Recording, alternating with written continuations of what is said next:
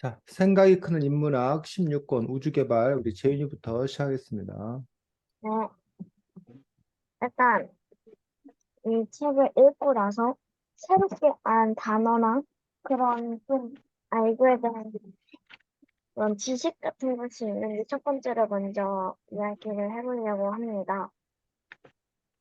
저는 제가 이 책에서 안 거는 매우 많았지만 우주학에 별로 그렇게 관심이 있진 않아서 그렇게 알진 않았지만 특별하게 조금 인상이 깊고 새롭게 좀 알았던 부분은 스푸트니크라는 이런 단어를 책 좀 앞부분에서 나오는데 이, 이 단어가 제가 좋아하는 노래 가사에도 노래 제목이기도 하고 그래가지고 궁금해서 찾아봤더니 세계 최초의 인공위성이라고 나와가지고 그걸 새롭게 알게 되었습니다. 그럼 김지욱 씨는 어떤 것을 새로 아셨나요? 저 같은 경우에는 이 서브, 이 서브오비탈 비행과 오비탈 비행에 대해서를 좀 알게 되었습니다. 네, 이거를 몰랐어요. 네, 그러면 이 선배는 어떻게 생각하시나요? 네, 저는 스페이스와 유니버스와 코스모스가 다 우주를 뜻하긴 하는데 그 차이를 정확히 몰랐었는데 이 책을 통해서 그 차이를 정확하게 알 수 있게 되었습니다. 네, 그 다음에 책 중간쯤에 나오는 게 있는데 외계인 그거에 대한 건데 자신은 외계인이 있다고 생각하는지 없다고 생각하는지 얘기해보고 그 이유를 한번 이야기해보려고 합니다. 일단 저는 외계인이 있을 것 같다고 생각합니다. 왜냐하면 이렇게 보면은 우리 태양계뿐만 아니라 우리 은하뿐만 아니라 많은 우주가 이 세상에는 있는데 그 중에서 인간이랑 동물들 밖에 이 지구에 살고 있진 않고 다른 행성에도 우리가 발견하지 못하는 외계인이나 그런 것이 이렇게 살고 있을 것 같다고 당연하게 생각합니다. 그러면 김수 씨는 어떻게 생각하시나요?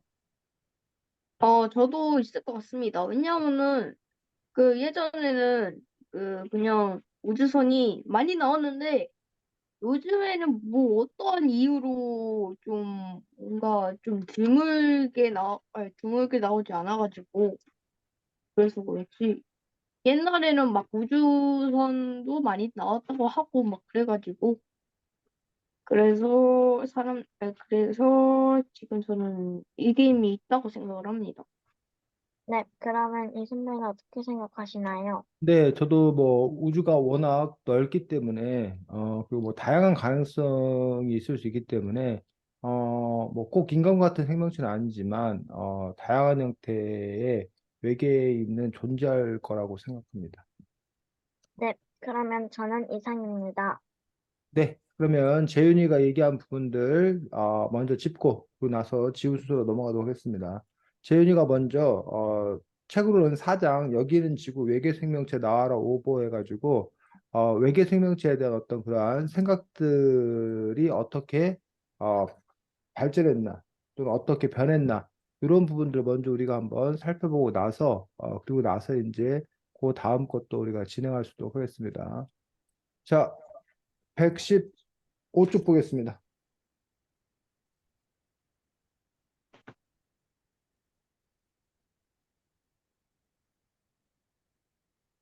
자, 지우가 밖에 책이 없으니까 지우가 이제 한번 얘기를 하는 걸로 재윤이 기억나면 얘기하고 여기 보면 페르미의 역설이라는 이야기가 나오거든. 지우, 네, 네. 페르미의 역설이 뭔지 설명해 줄까?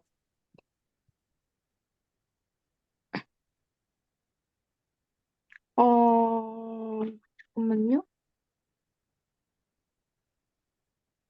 우주에 있는 무수히 많은 생성을 생각하면 아무리 따져보아도 우리 인류만 문명을 이뤘긴 믿기 어렵습니다.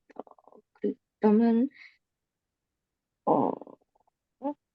아, 그렇다면 우리보다 발달된 문명을 지닌 외계인이 이미 지구에 찾아왔을 법한데 대체 왜 외계인은 나타나지 않는 것에 대해서 훗날 과학자들은 외계인을 발견하지 못한 이유를 연구하면서 이러한 문제를 페르미 역설이라고 부렀다. 그러니까 페르미 역설이 뭐냐고. 지금 제일 지우가 잘 읽어줬는데 페르미 역설이 그 한마디로 뭐냐고. 그 훗날 과학자가 외계인을 발견하지 못하는 이유로 페르미의 이름을 붙여서 페르미 역설이라고 붙였다. 자, 페르미라는 이탈리아의 물리학자고 노벨 물리학상을 수상한 사람이라고 합니다. 이 사람이 던진 질문이 뭐라는 거야?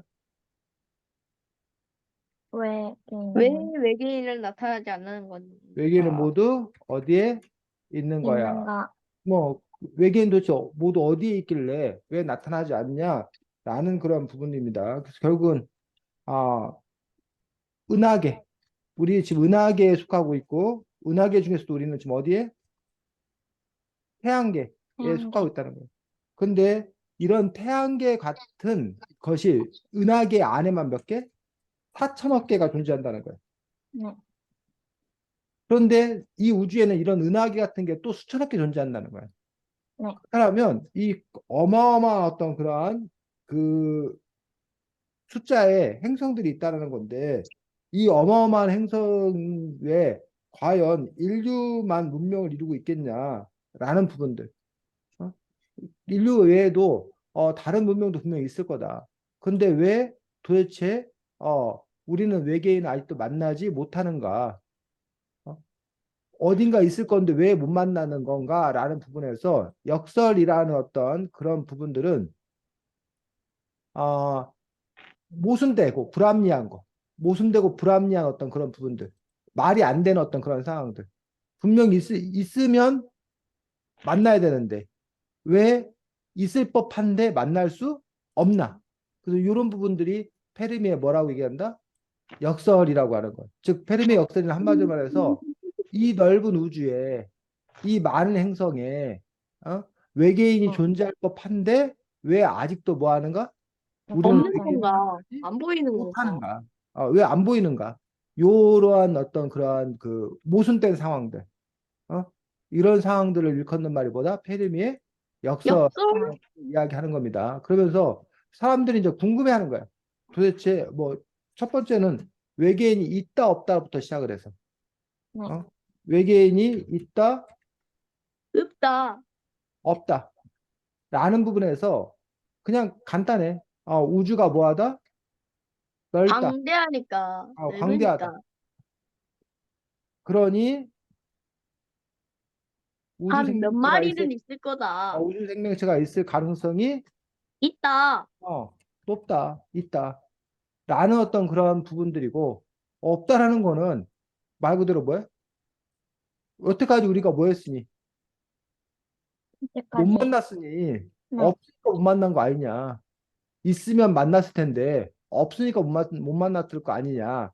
라는 음, 어떤 그러한 생각들이라던가 아니면 창조론에 기반해서 하나님이 뭐야? 인류를 창조했기 때문에 세상에서 하나님이 세상을 창조했고 하나님이 인류를 창조했기 때문에 인과 같은 어떤 그런 생명체는 더 이상은 없다라는 어떤 그런 생각이 있을 수 있겠지. 자, 네. 근데 이제 있다라는 그런 전제에서 있는데 왜 뭐 하는가? 왜 못 못 만나는가? 만나는가? 왜 그동안 못 만났는가? 라는 부분들에 대해서 여러 가지 또 가설이 이렇게 있는 것들을 볼 수가 있습니다. 즉 너무 뭐해서 너무 넓어서 너무 넓어서 아직 넓어서. 도달하지 못했다. 못했다. 우주가 너무 넓기 때문에 다른 쪽에 있는 그 생명체가 있는데 여기 우리 생명체와 그 사이에 만나기에는 아직 너무 넓어서 아직 도달하지 못했다. 아직 만나지 못했다. 이러한 설명도 있을 수가 있는 거고 있다. 아니 이미 왔는데 우리가 못 봤으면 우리만 뭐 인식하지 못했다. 못했을 뿐이다. 좋겠다. 우리가 모르는 거지. 그들이 인식하지 못했을 뿐이다라는 어떤 그러한 부분들로 볼 수가 근데 있습니다. 저 같은 경우에는 2번이 맞는 것 같은데 어, 옛날에는 그 아예 그냥 우주선까지 있었는데 어? 왜 지금은 없는가 보면은 그냥 음, 옛날에는 그냥 아주 많이 지금 그 우주선이 발견됐다고 하거든요. 음, 근데 왜 안 나온 거 보면은 우리 눈이 좀 퇴화해가지고 우리 음, 눈이 퇴화해서 그냥 안 보이는 게 아닌가. 음, 원래 그냥 위에 둥실둥실 떠다니고 있는데 우리 눈이 퇴화해서 안 보이는 게 아닌가. 음. 그럴 수 있지. 이게 좀 그런 거 같아요. 또 이렇게 생각하는 사람도 있어. 우리가 앞선 생명체이다. 조상 생명체이다. 우리가 조상 외계인이다. 그래서 다른 지역에서는 아직 그 외계인이라고 말할 어떤 그런 부분들이 아직 생겨나지 않았다. 그래서 오히려 그들이 우리를 뭐 하고 있을 거다? 기다리고 있을 거다. 이 얘기가 무슨 얘기인지 이해가? 네.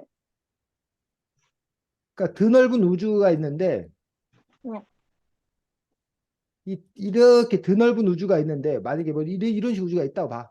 그럼 그 중에 지금 우리는 태양계 여기야 여기 태양계 이렇게 있는 거야. 근데 다른 지역에는 아직 여기가 먼저 시작이라는 거야 쉽게 말하면. 어. 여기가 먼저 시작 우리 인류가 먼저 생겨난 거야. 다른 쪽에는 아직 그게 없어. 그 다른 쪽에도 근데 앞으로 뭐 할 수 있다? 생겨날 생겨요. 거다. 그럼 우리가 오히려 가서 이들을 뭐 해야 된다? 만나야 만나야 된다. 된다. 만나야 된다는 어떤 그런 생각이 우리가 더 앞선 문명이다. 라는 어떤 그런 생각을 하는 사람들도 있더란 얘기죠. 있다. 어쨌든 네. 이와 같이 그 다양하게 생각을 하면서 자 115쪽 보겠습니다. 115쪽, 뷰 115쪽. 115쪽에 보니까 뭐가 나오냐면 외계 지적 생명 탐사 프로젝트라는 게 나옵니다. 외계 지적 생명 탐사라는 게 뭐야? 외계에 살고 있는 지능을 가진 생명체를 찾기 위한 활동을 부르는 말.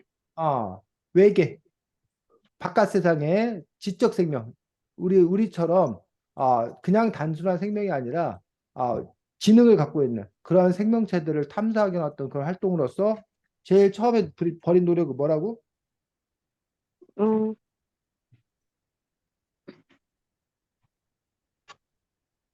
뭐 보내기? 그거, 응? 전파. 전파를 보내기, 전파를 쏘아 보내기라는 활동을 했다는 얘기야. 그 이유는 음, 음, 지적인 생명체라면 네. 뭘 알 거다? 전파. 전파를 알 거다. 그리고 좀, 전파를 통해서 이렇게 소식을 서로 이렇게 보낼 거다. 우리 사람들이 전파를 통해서 지금 재윤이하고 지우하고 수nema 이렇게 뭐야 서로 줌이라는 걸 통해서 할 수 있는 것들도 결국은 뭘 통해서 전기 전파. 신호나 이런 전파를 통해서 그것들이 음, 가능한 거잖아. 그렇다면 외계 지적 생명체도 바로 이런 전파를 통해서 가능할 거다라는 부분에 대해서 전파를 보냈는데 아직까지는 우리의 전파에 대해서 뭐해? 응답한 그런 외계 생명체가 없는 부분들을 볼 수가 있습니다. 자, 그 다음에 116조에 보면 희귀한 지구 가설이라는 게 나옵니다. 이건 뭐야? 지구야. 희귀한 지구 가서,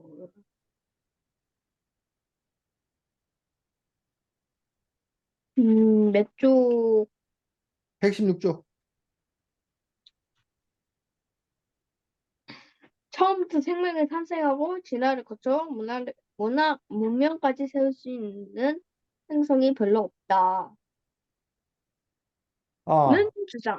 그 희귀한 지구 가설이라는 것들은 아까도 쌤이 우리 앞에서 얘기했지만 우리 이렇게 인류 생명체 같은 그런 생명체 그리고 인류 문명 같은 그 문명을 꽃피우는 것들이 그게 뭐한 일이 아니다?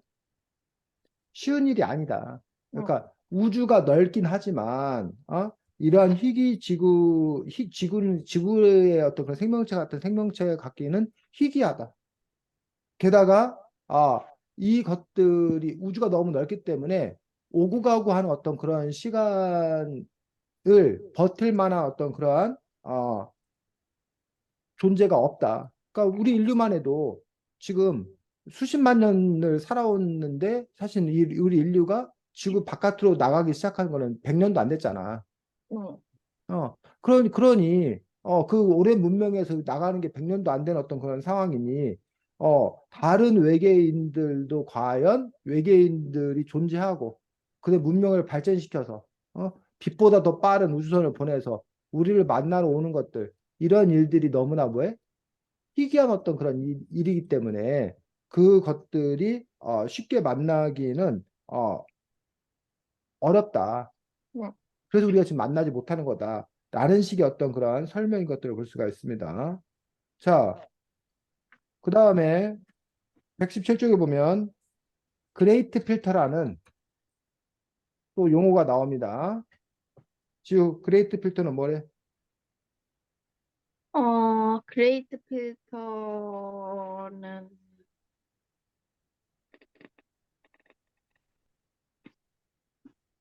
과학, 어,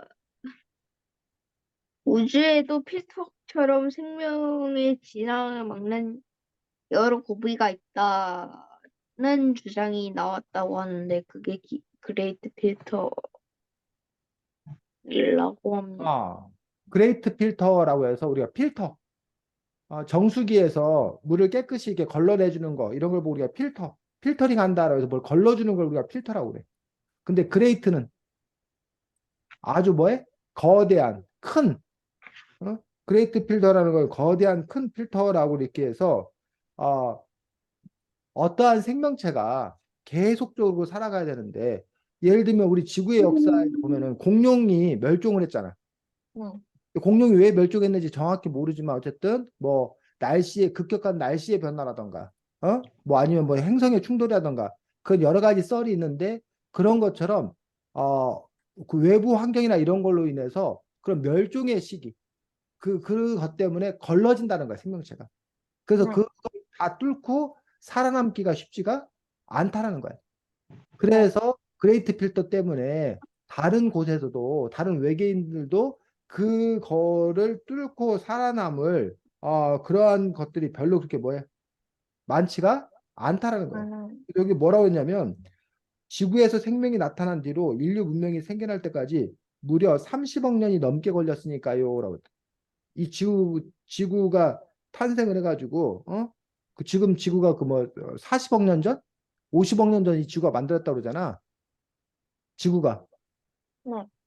근데 그 40억 년, 30억 년, 40억 년 만에 결국 인류라는 생명체가 있다는 얘기야. 그리고 그 네. 인류라는 생명체가 이제 겨우 지구 바깥을 가는 어떤 그런 정도라는 거야. 그러니 다른 곳에서도 지구와 같이 생각한다라면 거기서도 그런 여러 가지 고비, 어? 그레이트 필터라는 어떤 그런 여러 가지 고비를 겪어서 그런 생명체들이 살아남아야 되는데 과연 그렇게 해서 생명체들이 살아남고 문명을 발전시키고 그리고 우리를 만나러 오기까지 과연 그게 가능하겠냐? 어? 그 부분에 있어서 그 일들이 결코 쉽지가 않다. 그래서 우리는 아직 뭐 하고 있을 뿐이다? 못 만나고 있을 뿐이다. 네. 어떤 그런 생각을 한다는 거지. 그래서 결국은 우리가 이런 설명들을 하는 이유들은 다 아까 그 질문들. 왜? 아까 그 무슨 가설? 역, 배, 뭐, 페르미의 역설. 페르미 역설. 페르미의 역설에 대한 설명이. 왜 이 광활한 우주에 생명체가 많이 있을 것 같은데 외계인도 있을 것 같은데 왜 외계인과 우리는 만나지 못하는 건가라는 부분들에 대해서 나름대로 이제 그 과학자들이 이러한 이야기를 들어서 설명하려고 하고 있는 것들을 볼 수가 있습니다. 자, 123쪽, 160 몇 쪽이요? 123쪽. 124쪽이요? 123쪽. 자, 거기 보니까 제목, 작은 제목이 뭐야? 알고 보니 우리가 우주인의 조상은 아닐까? 알고 보니 우리가 우주인의 조상은 아닐까라고 해서 아까 쌤이 잠깐 그 얘기를 했었는데 그렇다면 다른 곳에서 그 문명이 꼽히는 어떤 그런 부분에 있어서 아직 다른 곳들은 어리고 우리가 오히려 이제 뭐라는 거야? 더 그 먼저 앞선 거 아닌가라는 것들. 그래서 126쪽 보겠습니다. 중간에 얼마 전에 나사에서 새로운 연구를 발표했어요. 그 부분 읽어보겠습니다. 얼마 전에서 나사에서 새로운 연구 결과를 발표했어요. 우리 우주 수명을 생각하면 지금은 어린 시절이라는 거죠. 우주의 나이는 138억 년인데요. 남아있는 수명은 수천억 조 년이나 됩니다. 지금까지 우주에 있었던 별의 숫자는 생겨갈 별에 비하면 겨우 8%에 불과하다고 합니다. 자, 어쩌, 봐. 무슨 말이냐? 지금 우주의 나이가 138억 살이야. 이 138억 살이면 우리가 보기 어마어마하게 큰 숫자잖아. 네. 그런데 우주의 수명, 우주가 야, 언제까지 있을 건가? 우주의 수명으로 치면은 수천억 년이라는 거야. 음, 심지어는 수조 년이라는 거야. 그럼 야, 수천억 수조 중에서 138억은 아주 뭐 한 거야? 작은 거, 아주 적은 거야, 애기. 적은 거. 즉 우리가 0.01살. 인류의 수명이 얼마야, 보통? 오래 살면 100살. 100살이란 말이야. 네, 그럼 100살에 뭐 예를 들면 10살이면 10분의 1을 산 거잖아. 네. 한 살이면 한 100분의 살이면 1을 산 10분의 거잖아. 1. 네. 그러면 수천억 년이 수명이라고 그냥 수천억만 수명이라면 수천억 년에 10분의 1이면 수백억 살이어야 돼. 이해가? 네. 그리고 100분의 1이면 수십억 살이어야 돼. 네. 그러면 138억 살이면 이제 수십억 살에 138억이니까 겨우 우리 사람으로 치면 한 살이나 두 살, 두세 살 정도에 불과하다는 거야. 이 우주의 나이가 우리 인간으로 치면 몇 살? 한 두세 살 정도에 불과하다는 거야. 음, 그러니 이 우주의 나이에 두세 살에 불과하니 네. 그러니 앞으로 생겨날 외계인들이 더 뭐 할 거란 얘기야? 많을 많아진다. 거란 얘기야. 그러니까 우리는 아주 초기 외계인이다. 그래서 아직 태어나지 않은 외계인은 우리가 뭐 한 것뿐이다? 못 만난 것뿐이다. 라는 음, 식으로 설명하는 사람들도 있다라는 거지. 네. 이해가? 네. 네. 네. 그 부분에 대해서 지금 설명하고 있는 것들을 볼 수가 있습니다. 자,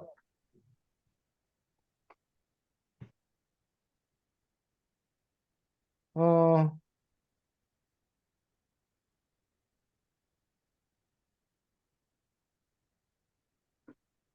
그 다음에 132쪽.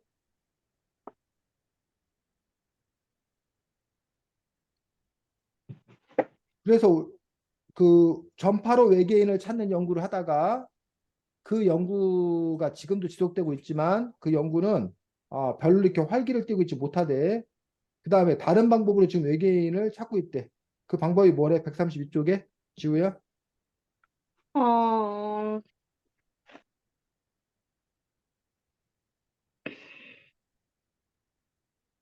어, 어떤 사람들 그쪽이요? 응? 132쪽에 우리가 전파를 통해서 찾는 전파를 쏴가지고 전파를 누가 수신해서 다시 전파를 수신하는 아니면 다른 곳에서 보내는 전파가 없는지 전파를 계속 받아보는 그 전파 분석하는 그 활동을 통해서 외계인을 찾는 프로젝트 말고 또 다른 일을 우리가 하고 있는 것들이 나오지. 130쪽 아래 133쪽에 134쪽이요? 133쪽 132쪽 아랫부분과 133쪽에 음. 어,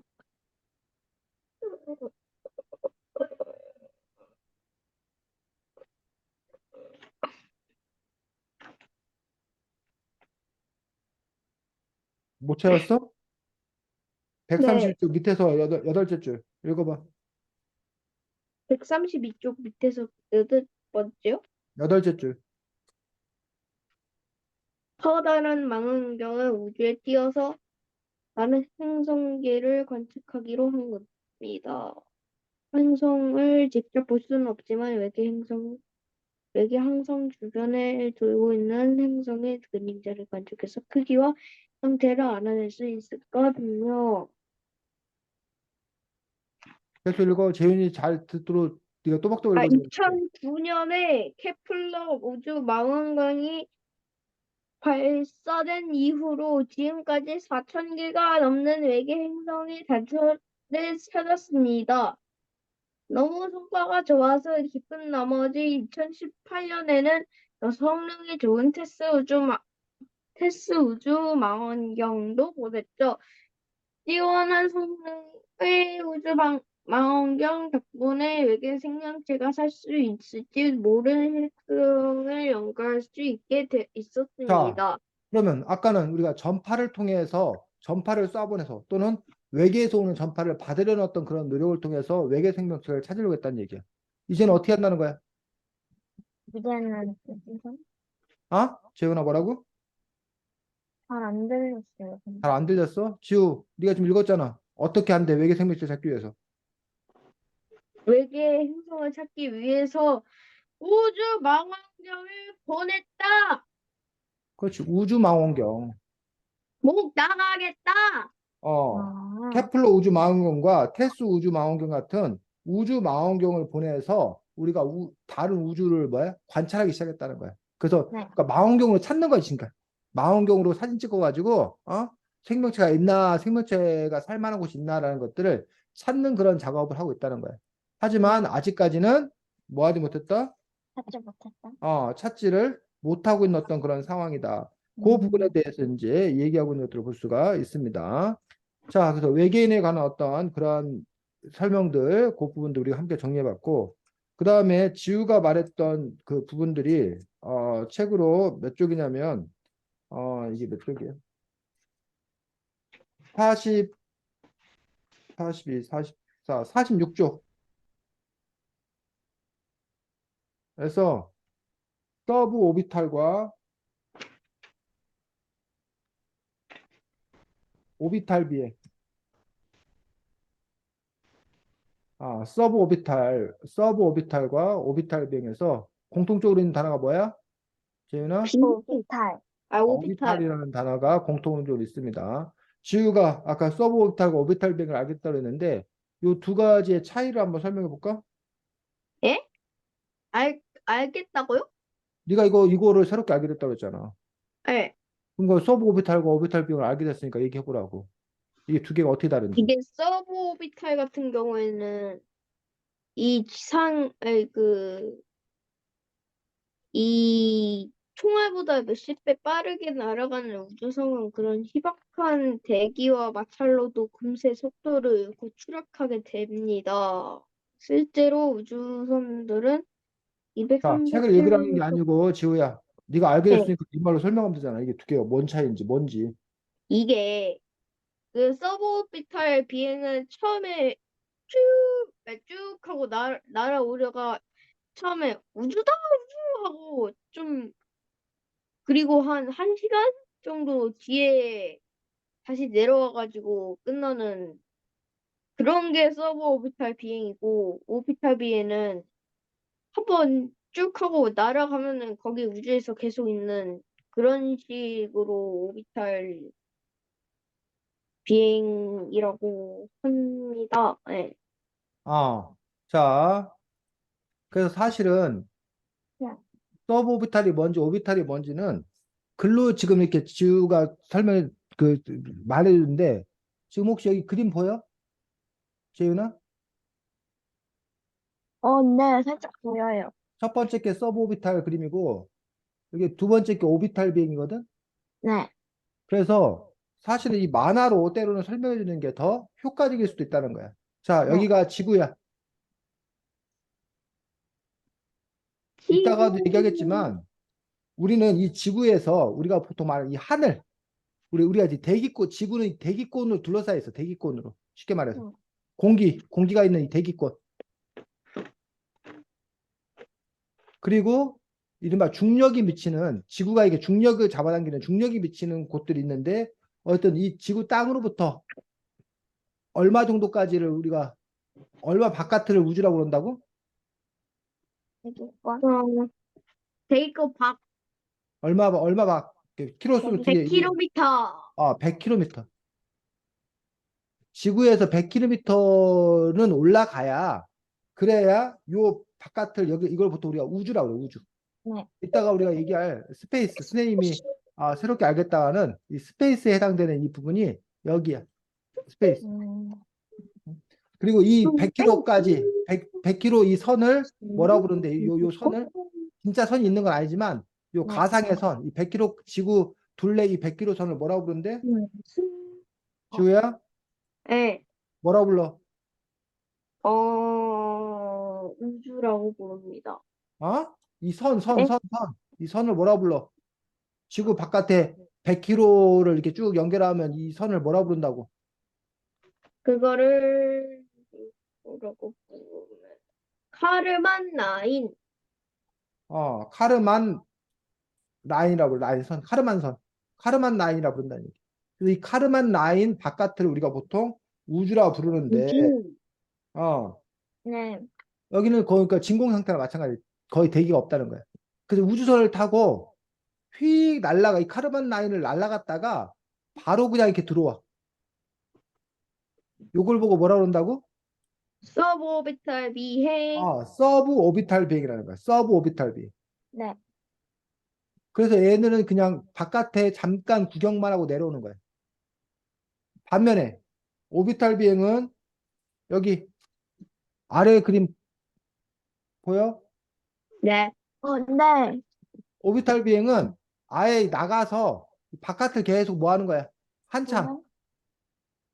바깥을 한참 있다가 한참 있는 거야. 바깥을 계속. 네. 요걸 보고 오비탈 비행이라고 그럴 거야. 네. 그래서 서브 오비탈과 오비탈의 가장 커다란 차이는, 서브 오비탈은 그냥 카르만 라인 바깥을 갔다가 바로 들어오는 거. 갔다만 오는 거. 반면 오비탈 비행은 아예 바깥에 나가서 한참 동안 뭐 하는 거? 이따가 오는 거. 머무는 거. 그 두 가지의 그런 부분들을 볼 수가 있습니다. 그래서 지금 현재 그 일부 회사에서 저기를 팔아. 우주 여행 상품을 팔아. 옛날에는 그 우주 비행사나 이런 사람들만 우주에 나갈 수 있었는데, 요즘에는 돈 많이 내면 우주 여행을 할 수가 있어. 오. 몇백억을 내면. 근데 그 사람들이 하는 비행이 지금까지는 아마 쌤이 알고 있기로는 서브 오비탈 비행인 걸로 알고 있어. 달려 나가서 우주 잠깐 보고 뭐 하는 거야? 다시 돌아오는. 우주에 뭐 오랫동안 머무는 것들이 아니라. 그래서 요 서브 오비탈 비행과 오비탈 비행으로 나뉜다는 것들, 그 부분에 대해서 여러분들이 또 새로운 용어를 알 수 있었습니다. 자, 그 다음에 선생님이 아까 얘기했던 이 책이 이제 우주 개발의 역사에 대해서 얘기하는데, 이 우주가 용어로 했을 때 스페이스라는 말도 쓰고, 또 유니버스, 유니버스라는 말도 쓰고, 코스모, 코스모스. 어? 코스모스. 코스모스라는 말도 쓰고 하더라는 거예요. 그럼 이 스페이스와 유니버스와 코스모스는 도대체 어떤 차이가 있는지, 그 차이를 또 여러분들이 구별할 수 있어야겠다라고 생각합니다. 어떤 차이가 있는지 지우 책으로 보면은 14쪽, 이게 13쪽부터 14. 13쪽, 14쪽에 나와 있는데, 스페이스는 뭐래? 코스모스는 그리스 신화에 나오는 혼돈이라는 뜻의 단어 카오스의 반대말이라고 합니다. 스페이스. 네. 그게 뭐냐고, 그리고 스페이스 뜻이. 13쪽. 스페이스 14. 잠깐만요. 지금 네가 말했던 것은 코스모스 설명한 거였고. 네. 스페이스는 잠깐만요. 아, 그 스페이스는 빈 공간을 뜻합니다. 서울에서 세종 거리가 대략 100km입니다. 자, 읽어주지 말고 설명하라고. 스페이스 뜻은 뭐라고? 빈 빈 공간 공간. 그럼 뭐가 빈 공간이냐? 우주 지구로부터 얼마? 100km 이상. 100km. 100km 밖. 네. 근데 이거 여러분들 지구로부터 100km 밖. 요거 여러분들이 아까 뭐라 그랬어? 우주라고 했죠. 어? 대기권? 아까 그렇지. 카르만, 카르만 라인이라고 그랬잖아. 카르만, 카르만 라인 바깥에. 그걸 보고 네. 우리가 빈 공간이라는데 왜 뭐가 비었냐? 뭐가 없는 공간? 행성 어? 아닌가? 아까 말했던 공기가 없는 공간. 어. 대기가 없는 어떤 그런 공간. 공기가 없는 어떤 그런 공간. 빈 공간. 이게 바로 스페이스 우주 개발에서 말하는 우주 개발자들이 말하는 우주가 바로 뭘 말한다? 스페이스 스페이스를 말한다. 스페이스. 그리고 요 스페이스를 갔다 오는 게 아까 서브 오브 서브 오비탈 비행 이거 예. 아예 스페이스에 머무는 게 오비탈 비행이라고 했잖아. 네. 반면 유니버스는 유니버스는 13쪽 아랫부분 14쪽 맨 아래요? 13쪽 아랫부분에 나오잖아. 네. 어, 유니버스 14쪽 맞죠? 13쪽 아랫부분에 유니버스에 대한 음. 설명 나온다고. 유니버스는 지구나 태양 같은 천체를 포함하여 빅뱅 이후로 발생한 우주의 모든 것을 부를 때 사용한다. 자, 그래서 이 스페이스는 공간의 개념이야. 아, 근데 유니버스는 시간 플러스 공간의 개념이야. 즉, 빅뱅 이후 우주가 생겨날 때부터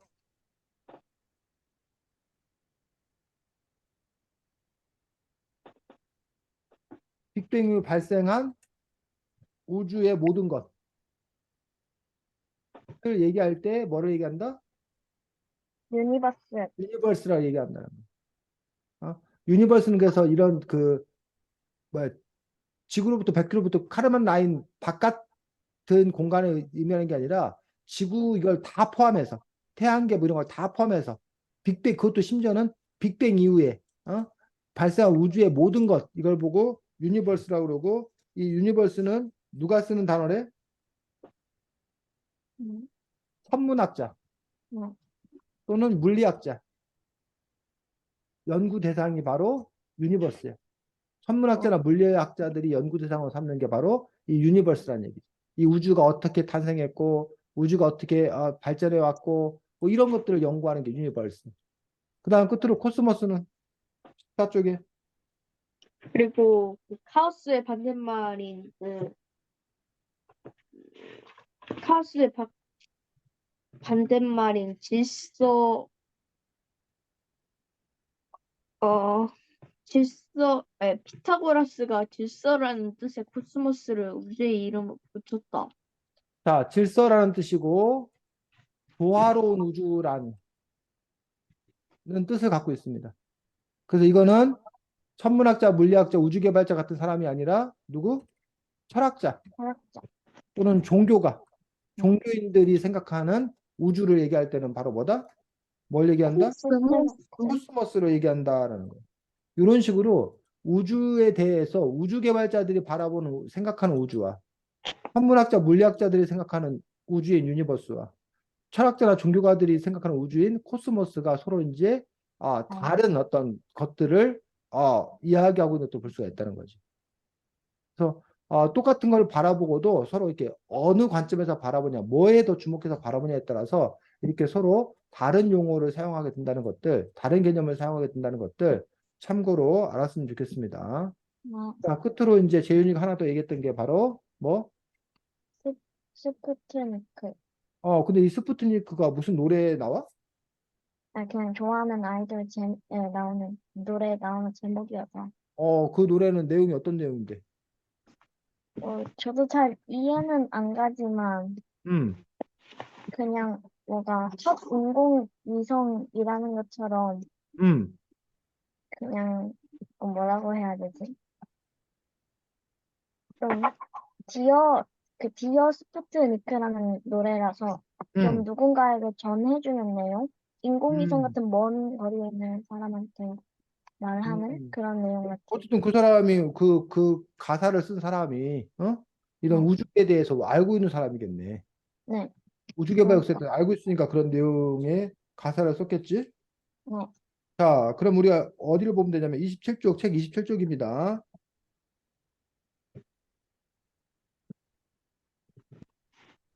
자, 그래서 가장 먼저 시작된 것은 전쟁 때문에 전쟁 때문에. 제2차 세계대전. 당시에 누가 독일이 뭘 만들었다는 거야? 그 V-2 다시 로켓을 오케이. 네, 발명했다는 거야. 근데 이 V-2 로켓 같은 경우에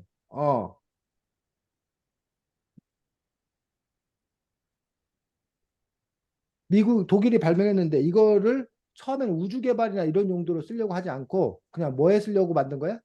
완전, 전쟁에 쓰려고 만든 거야. 네, 근데 독일이 패전하면서 전쟁이 끝났어. 근데 이 네, V2 로켓 기술을 누가 가져다가 미국, 미국이 가져다가 요거를 이제 우주에 관련했었는데 바로 최초가 1946년 어, 27조 미국이 로켓을 네, 100km 넘어 우주 공간에 쏘아 올려보냈다는 거. 최초로. 그래서 이게 아까 요게 왜 의미가 있어? 여기 또 몇 킬로 이게 나와? 그 카르마 카르만 라인 라인, 카르만 라인 바깥으로 나간 적이 없어. 인류가 생긴 이래. 근데 미국이 처음으로 이 카르만 라인을 넘어서 로켓을 쏘아 음, 올려 보낸 거야.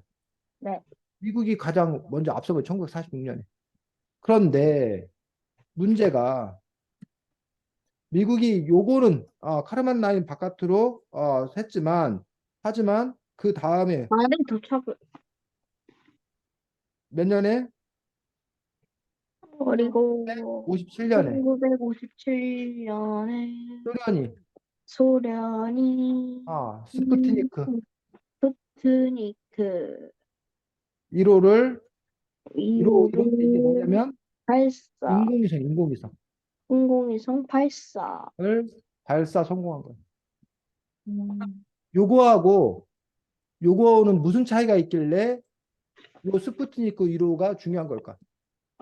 음, 이 1946년에는 그냥 로켓만으로 그냥 날려보냈는데 음, 이 소련이 그냥 인공위성을 최초로 그냥 날린 거라서 음. 그래서 그거에 대해서 좀 의미가 있는 그럼 인공위성을 쏘아 올린 게 왜 중요한데? 인공위성이 뭔데?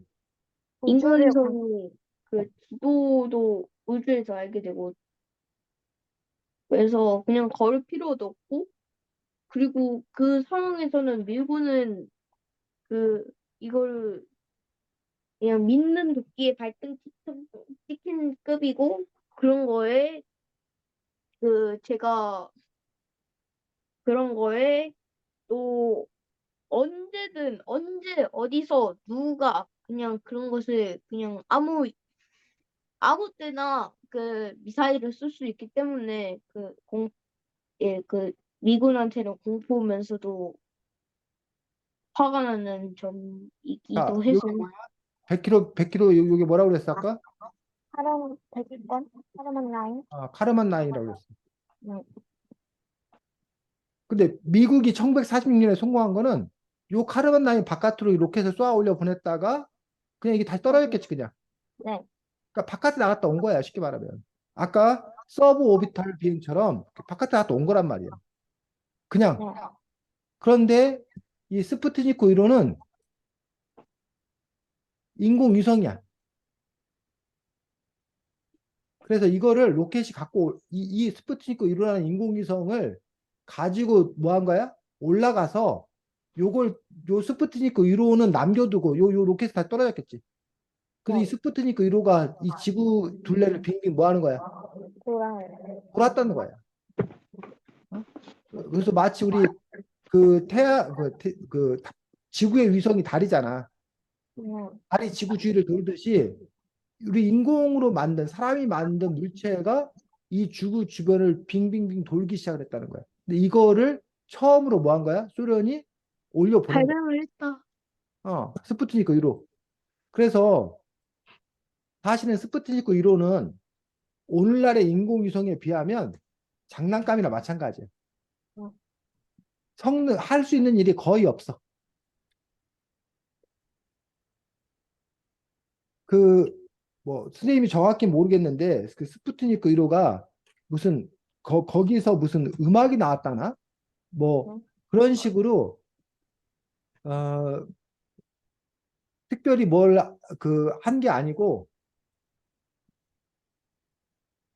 요렇게 생겼대. 요 스푸트니크 1호. 음, 요런 식으로. 그러니까 요런 거를 그냥 우주에 띄워 보내가지고 스푸트니크 1호가 이 지구 바깥에서 이렇게 빙빙 돈 거란 얘기야. 네. 근데 어쨌든 요걸 해낸 게 너무나 뭐한 일이야? 당시로서는 대단한 어떤 그런 일이었고, 어? 요게 그러니까 이 로켓인데 이 로켓 그 윗부분에다가 이 스푸트니크 1호 인공위성을 뭐 했던 거야? 장착해가지고 쏘아 올려 보낸 거야. 지금도 우리 그 누리온이 무슨 그 로켓 쏘아 올려 보내는 것도 여기 위에다가 이제 뭘 달아서 위성을 달아갖고 이거는 이제 발사체라서 올라가면서 이게 다 분리되고 그래서 결국 이걸 올려 보내기 위한 장치일 뿐이잖아. 네. 그래서 요 스푸트니크 1호를 소련이 제일 먼저 띄워 보냈기 때문에 그 과정에서 이제 미국이 상당히 쇼크를 먹었던 그런 부분을 볼 수가 있습니다. 그 다음에 미국이 한 번 쇼크를 먹은 게 최초의 누구? 좋아요. 유인 우주선. 아, 사람을 어? 최초로 태워서. 우주로 보낸 것도 누구야? 어, 어? 그것도 소련이야. 소련? 아, 누가 갔는지 알아? 아, 닐,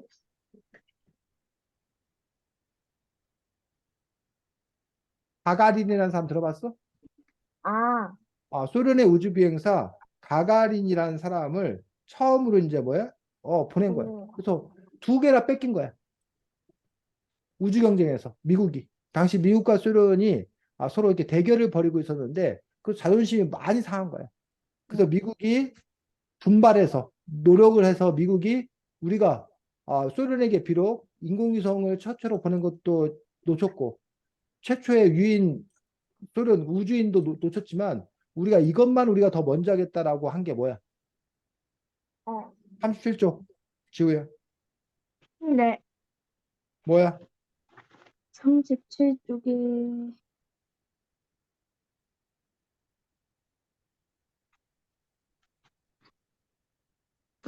닐 암스트롱과 버즈 올드린이 인류 최초로 어, 달에 내려섰다. 그렇지. 바로 아, 최초로 어디에 간 거야? 사람을 달. 달에 보낸 거야, 달. 달 착륙.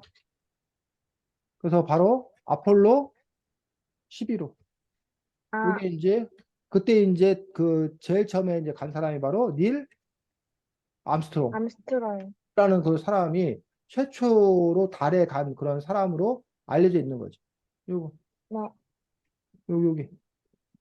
그래가지고 그 미국 국기가 왜 거기가 바람도 없는데 이렇게 꼿꼿하냐는 둥, 왜 구겨져 이 펄럭거리냐는 둥, 그래서 이거 뭐 가짜다. 막 이런 얘기까지 있지만 사실은 그건 가짜가 아니라 그 이후에도 여기 보니까 38쪽 달에 간 사람이 얼마, 몇 명이라는 거야?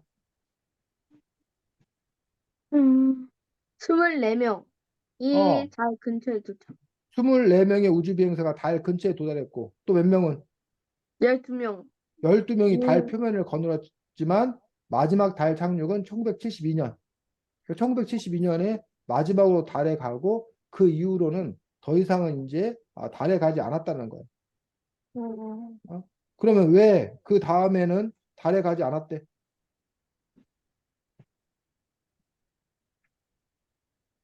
어,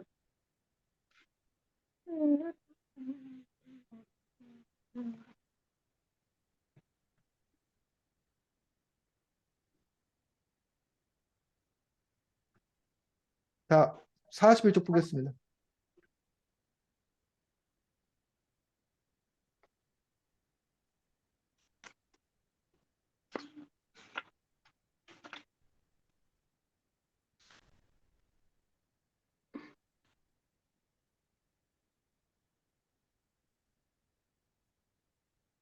자, 거기 지우가 읽어주겠습니다. 41쪽에 다 쳤죠. 찰트과 코롤요프 덕분에 소련은 세계 최초 인공위성과 유인 우주 비행을 성공시켰습니다. 다음 단계로 달까지 사람을 보내려 하지만 불행히도 코롤리오프가 병으로 사망하면서 계획에 문제가 생겼어요. 그러는 사이에 우주경쟁에서 이딴 패배를 겪던 미국이 자치부심해서 소련보다 먼저 달에 착륙할 수 있었지요. 여기서 한 가지 공통점을 찾을 수 있어요. 우주 개발이 처음에는 모두 군사 목적으로 시작되었다는 겁니다. 핵 무기 개발보다도 더 많은 예산이 필요했지만 전쟁이라는 특수한 상황에서 강대군들은 막대한 비용도 기꺼이 썼습니다. 평화로운 때는 상상도 못할 일이죠. 전쟁을 둘러싼 여러 흐름을 이용해 달까지 갈 수 있었던 모험가들이 다음 목표로 삼은 것은 화성이었습니다. 그런데 차츰 사람들이 우주에 흥미를 느끼기 시작했어요. 미지의 세계였던 우주를 알아갈수록 생각보다 멋진 광물을 볼 수 없었거든요. 자, 거기를 보니까 처음에는 미국과 소련이 서로 뭐 하다 보니까 경쟁을 막 하다 보니까 그래서 누가 먼저 우주에 보내느냐, 누가 먼저 달에 보내느냐, 막 서로 경쟁을 심하게 했다는 거야. 하지만 거기에는 돈이 너무 많이 들어. 많이 들었다는 거야. 그리고 막상 달에 갔는데, 어? 갔는데 그걸 갔을 때까지는 좋았는데 그 다음에 거기를 또 가야 될 이유가 없죠. 없는 거야. 그러면서 왜 그 많은 돈을 들여서 우리가 그걸 계속해야 되지? 라는 의문이 들면서 거기에 대해서 사람들이 더 이상 투자할 마음이 안 생기기 시작했다는 거예요. 그러다 보니까 투자할 돈이 없으니까. 그러다 보니까 뭐야? 우주 개발을 하지 않게 된 거예요. 정말 또 그 우주 개발을 하는 동안에 그 비용이 엄청나게 많이 드는 그런 문제들이 있어가지고 한참 동안 안 하고 있었다는 거예요. 그러다가 다시 최근 들어가지고 다시 이제 그 뭐야 아마존 기업이 돈 많은 아마존 기업 아니면 테슬라 전기자동차 만드는 그 테슬라의 머스크라는 어떤 그런 사람들이 어, 이 우주 개발을 하는 것들이 관심을 갖게 된 거야. 그 돈 많은 부자들이. 그러면서 그 것들의 화성 프로젝트를 다시 추진한다거나 아니면 우주 개발을 해서 거기에 이제 뭐야? 우주 관광 상품을 만들어 가지고 돈을 벌겠다. 음, 그리고 과거에 비해서 우주로 가는데 큰 비용이 들지 않도록 옛날에는 그 우주선 하나를 만들어서 쏘아 보내면 그 엄청나게 많이 돈이 들었었는데 그 우주선을 재활용하겠다는 거예요. 로켓을. 그러니까 한 번 쓰고 버리는 게 아니라 그거를 여러 번 쓰겠다는 거예요. 그러면 음, 비용이 그만큼 뭐예요? 낮아지고 줄어들어요. 낮아지고 비용이 낮아지면 돈 내고 우주 여행을 가겠다는 사람들이 생기기 시작하고 그럼 그것들이 이제 또 하나의 뭐예요? 사업 모델이 돼가지고 그 사업하는 사람들이 관심 가졌다는 거지. 옛날에는 그걸 사업할 생각은 꿈에도 못 꾸고 국가에서 국민들의 세금을 가지고 정치인들이 결단을 내려서 그걸 했었는데 근데 어떤 성과를 내지 못하면 국민들이 너 왜 자꾸 돈만 써 하고 그 사람을 안 뽑아주잖아. 음, 그러다 보니까 정치인들이 국민 세금 가지고 그걸 계속 할 수가 없게 되는 어떤 그런 저, 거는 거지. 그리고 경쟁자가 사라져 버리고 미국과 소련이 막 서로 경쟁하는데 경쟁하는 사람이 없어져 버리니까 굳이 그걸 계속해야 될 이유가 없게 네, 되는 또 그런 문제가 생기더라는 얘기. 네, 그래서 이거는 국가의 어떤 그런 부분들만 그런 게 아니라 마찬가지야. 지우나 재훈이 어떤 한 사람의 삶도 라이벌, 경쟁자가 있으면 막 더 열심히 막 걔를 이기려고 막 한다는 얘기야. 근데 한 애가 그냥 나 그만할래. 아니면 나 뭐 포기할래. 근데 그거 막상 해봤는데 별게 없어. 그러면 그걸 계속 거기다가 시간과 뭐 노력을 들여서 돈을 들여갖고 그 일을 계속할 이유가 사라져버려. 그쵸. 그런 것들이 바로 이런 우주 개발의 원리나 사람의 삶의 원리나 비슷비슷한 어떤 그런 맥락들을 갖고 있는 것도 볼 수 있습니다. 자, 지우 진행하겠습니다. 네, 저는요, 일단은 이 우주에서는 이,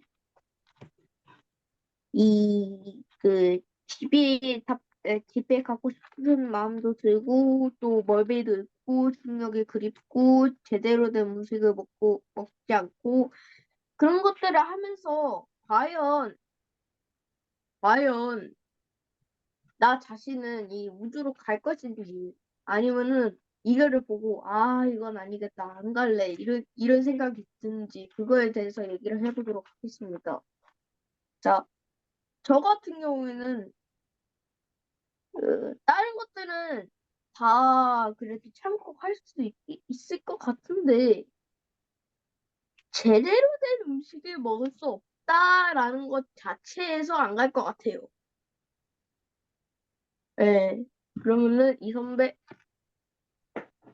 지금 지우가 뭘 진행하고자 하는 건지를 정확히 제가 이해를 못했습니다. 54쪽에 이런 뭐 집에 가고 싶고 그런 멀미도 나고 중력도 없고 뭐 제대로 된 음식도 그런데 먹을 수 없고 이런 걸 보고 자기는 우주 여행을 갈 것인지 안 갈 것인지 예를 들어서 뭐 올해는 아니지만 어쨌든 한 번의 경험 정도는 기회가 된다라면 꼭 해보고 싶습니다. 이런 걸 보고요 집에 가고 뭐 그렇긴 싶고 하겠지만 어쨌든 그 우주라는 곳에 나아간다는 어떤 그런 것이 주는 기쁨이 더 클 거라고 생각이 들고 뭐 우주인들도 다녀온 걸 보면 그러면 뭐 우리도 할 수 있지 않을까라고 생각합니다.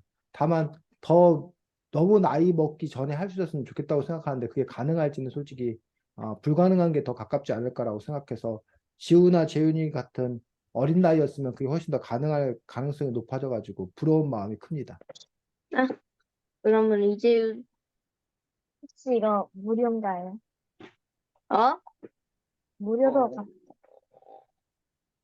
요 부분, 그러니까 우주에서 그 우주를 가는 게 여러 가지 이유로 쉽지 않은데, 그래도 갈 건가라는데 재윤이가 무료라고 물어보는 거야? 네, 네. 아, 무료예요? 지우야, 거기에 돈 어, 내고 가니? 돈 안 내고 가니? 우와. 지우야? 원래 원래 1,000만 원이거든요. 원래 1,000만 원인데 어차피 인류가 많은데 한 60억 명이 있는데 이 정도면 괜찮지 않나 싶어서 한 100만 원으로 갑니다. 적죠? 우주여행에 100만 원이면은 일단은 저는 그래도 안 가는 게 좋지 않을까 싶습니다. 왜냐하면 100만 원의 우주여행이면 물론 괜찮다고 생각도 하겠지만 음식도 제대로 된 음식을 먹을 수 없고 또 제가 이렇게 어디 한 곳을 새롭게 가려면 적응하기가 생각보다 어려운 편이라서 새로 이렇게 한 번도 가보지 못하고 막 같은 지구 아니라면 괜찮겠지만 우주 밖에 있어서 막 뭐지? 뭐 중력도 없고 뭐 그런 우주를 간다고 생각하면 조금 무서울 것 같기도 합니다. 네. 그러면은 또 하나는 어, 이 우주에서 또 아니지. 만약에 여기서 또 이 외계인들이 나오는데, 아니, 만약에 진짜로 이 지구에 만약에 외계인들이 와가지고 거주를 해요. 그러면은 어떤 삶이 나올지 그거에 대해서 얘기를 해보도록 하겠습니다. 일단은 외계인 와가지고 야 뭐야 죽여 하면서 일단 총을 들이댈 것 같거든요. 총을 들이댈 것 같은데 공격 사항이 없으니까 너 뭐야 하니까 아무튼 얘기를 해서 친구가 돼가지고 그냥 외계인 나라를 지구에 그냥 하나 만들고 그래가지고 그냥 다문화로 그냥 둥가둥가 하면서 같이 살 것 같습니다. 예, 그러면은 이제 물론 처음에는 서로 경계를 하겠지만, 이렇게, 뭐지? 막 우주의 이야기 같은 것도 하면서 조금 더 외계인을 좀 더 친숙하게 받아들이게 되고, 나중에는 말씀하신 것처럼 외계인을 위한 이런 정거장을 하나 만들어서 외계인과 대화할 수 있는 그런 시대가 나중에 오지 않을까 싶습니다. 네, 그러면은 2, 3, 네. 네, 뭐, 그 외계인이 지구에 왔다라면 뛰어난 그 생명체이기 때문에, 그리고 그들과 협력할 수 있다라면, 어쨌든 더 나은 방향으로 갈 수 있도록 하기 위해서, 서로 협력할 수 있으면 좋겠다고 생각합니다. 그들이, 침략자가 아니기를 바랄 뿐입니다. 네, 그럼 전 이상입니다. 네, 수고했습니다. 그래서 이 책 항공을 통해서 어쨌든 우주 개발의 어떤 요즘의 현재 어떤 그 역사까지도 쭉 알 수 있는 어떤 그런 책이고 여러분들 같은 경우는 아까도 선생님 잠깐 얘기했지만 아, 우주 시대를 살 가능성이 아주 높습니다. 그래서 선생님이 어렸을 때 대한민국 바깥을 나간다는 건 상상도 못했던 그런 어린 시절을 보냈었어. 당연히 한국 사람이 한국에 사는 거라 생각했지 해외여행 가고 외국 가고 이런 건 일부 특별한 사람들만 가는 거라 생각했었어. 근데 지금은 해외에 나가고 이런 것들을 너무나 자연스러운 일로 생각한다는 얘기. 그런 것처럼 세계화 속에 우리가 살고 있는데 어쩌면 지구나 재윤이한테 지금 현재 그 우주 잠깐 갔다 오는데 뭐 5억 7,200만 원 뭐 이런 식으로 수십억이 막 드는 거야. 그것도 한참 머무는 것도 아니고 그냥 우주 바깥에 나갔다 그냥 들어오는 거. 그런데 아마 이제 지구나 재훈이 지금의 어떤 그런 속도로 그 우주 비행이나 이런 것들이 발달하게 된다면 지구나 재훈이가 요즘 우리가 해외여행 가는 정도 수준으로 우주에 갈 수 있는 어떤 그런 시대가 지구나 재훈이가 뭐 40대 50대 정도 되면은 가능할 수도 있다는 얘기지. 그렇기 때문에 어쨌든 우주 시대를 산다는 것도 어떠한 걸까? 지금은 또 상상하기 어려운 일일 수도 있지만 그런 것들을 또 이렇게 꿈꾸면서 뭐 지우나 지은이가 우주와 관련된 어떤 그런 직업을 얻어서 살 수도 있는 거고, 우주와 관련하여서 뭐 여러 가지 그 활동도 할 수 있는 거기 때문에 또는 앞으로 우리 인류가 우주를 향해 나아가야 되는가 되지 않는 건가 그런 방향으로 갈 건가 가지 않을 건가에 대해서 지우 재현이가 또 시민으로서 투표할 수 있는 거고 해서 어쨌든 우주에 대해서 지속적인 갖는 것들이 필요할 거라고 생각합니다. 다음 주에는 도깨비 폰을 개통하시겠습니까? 라는 책입니다. 그래서 도깨비 폰을 개통하시겠습니까? 라는 동화책으로 다음 주에 만나도록 하겠습니다. 자, 지우 재훈이 수고 많았습니다. 안녕. 안녕히 안녕히 계세요. 계세요.